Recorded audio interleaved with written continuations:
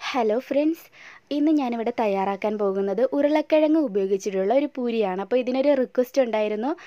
അപ്പോൾ നമുക്ക് ഇതെങ്ങനെയാണ് ഉണ്ടാക്കുന്നത് എന്ന് നോക്കാം. ഇതുവരെയും ഈ ചാനൽ സബ്സ്ക്രൈബ് ചെയ്യാത്ത കൂട്ടുകാരുണ്ടെങ്കിൽ വേഗം തന്നെ സബ്സ്ക്രൈബ് ചെയ്തോളൂ.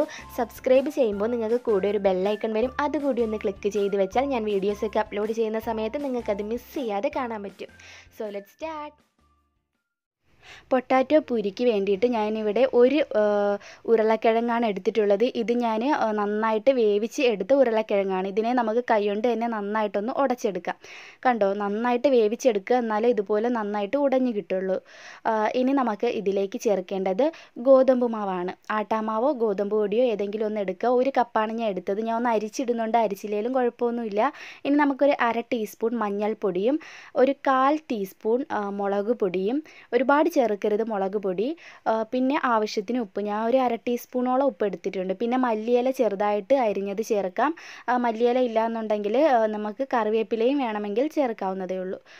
ഇനി നമുക്ക് കൈകൊണ്ട് ജസ്റ്റ് എല്ലാം കൂടെ ഒന്ന് മിക്സ് ചെയ്തതിന് ശേഷം നമുക്കിതിലേക്ക് കുറേശ്ശെ വെള്ളം ചേർത്തിട്ട്, ഞാൻ നോർമൽ വാട്ടർ തന്നെയാണ് എടുത്തിരിക്കുന്നത്, പ്രത്യേകിച്ച് ചൂടുവെള്ളമൊന്നും അല്ല എടുത്തേക്കുന്നത്. ഇനി ഡൗട്ട് വരണ്ട എന്ന് പറഞ്ഞ് ഞാൻ ഇത് പറഞ്ഞതാണ്.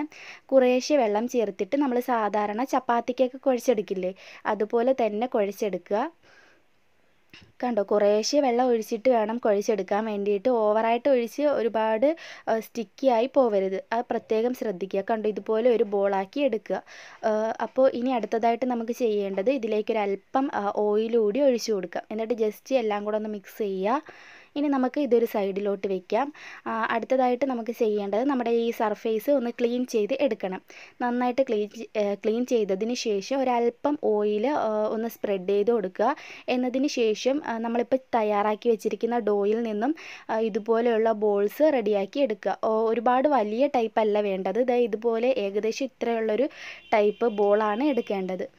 അപ്പോൾ ആ ഓയിലിൽ വെച്ചിട്ട് വേണം ഇതുപോലെ നന്നായിട്ട് പരത്തിയെടുക്കാൻ വേണ്ടിയിട്ട്. പ്രത്യേകിച്ച് മാവിട്ടിട്ട് ഇത് പരത്തിയെടുക്കാൻ നോക്കരുത്. ഓയിലിൽ തന്നെ നിങ്ങൾ ഇത് പരത്തിയെടുക്കുക.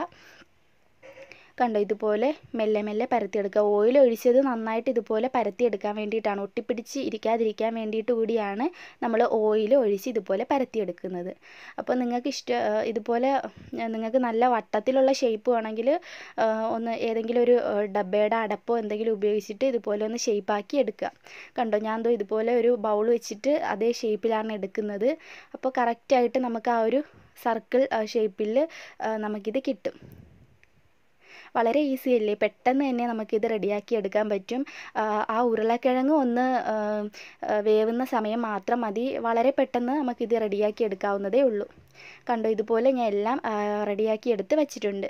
ഇനി നമുക്ക് ഓയിൽ നന്നായിട്ട് ചൂടാക്കാം. നന്നായിട്ട് ചൂടായ ഓയിലിൽ ഇത് ഇടാവൂ. അപ്പോൾ നന്നായിട്ട് ചൂടായ ഓയിലിൽ നമുക്കിത് ഇട്ട് കൊടുക്കാം. അപ്പോൾ ഇത് നന്നായിട്ട് ഇപ്പോൾ ഒന്ന് പൊങ്ങി വരും. കണ്ടോ, പൊങ്ങി വരുമ്പോൾ ഈ സ്പൂൺ വെച്ചിട്ടൊന്ന് ഇതുപോലെ ജസ്റ്റ് ഒന്ന് അമർത്തി കൊടുക്കുകയാണെങ്കിൽ ഒന്നുകൂടി നന്നായിട്ട് പൊങ്ങി വരും. ഇനി നമുക്ക് തിരിച്ചിട്ട് കൊടുക്കാം. തിരിച്ചിട്ടിട്ട് 2 ഭാഗവും നന്നായിട്ട് വെന്തിട്ട് നമുക്കിതെടുക്കാം. അപ്പോൾ നമ്മുടെ സ്വാദിഷ്ടമായ ഉരുളക്കിഴങ്ങ് പൂരി ഇവിടെ റെഡി ആയിട്ടുണ്ട്. എല്ലാവരും ട്രൈ ചെയ്ത് നോക്കി. ഇഷ്ടമായെങ്കിൽ നിങ്ങൾ ലൈക്ക് ചെയ്യാൻ മറക്കരുത്. താഴെ കാണുന്ന ആ ലൈക്ക് ബട്ടണിൽ ഇപ്പോൾ തന്നെ അമർത്തി ലൈക്ക് ചെയ്യുക. അതുപോലെ തന്നെ ആദ്യമായിട്ടാണ് എൻ്റെ വീഡിയോ കാണുന്നതെങ്കിൽ ഇതുവരെയും സബ്സ്ക്രൈബ് ചെയ്യാത്ത കൂട്ടുകാർ വേഗം തന്നെ സബ്സ്ക്രൈബ് ചെയ്യുക. പിന്നെ നിങ്ങളുടെ ഫ്രണ്ട്സ് ആൻഡ് ഫാമിലിക്കൊക്കെ ഈ വീഡിയോ ഷെയർ ചെയ്യുക.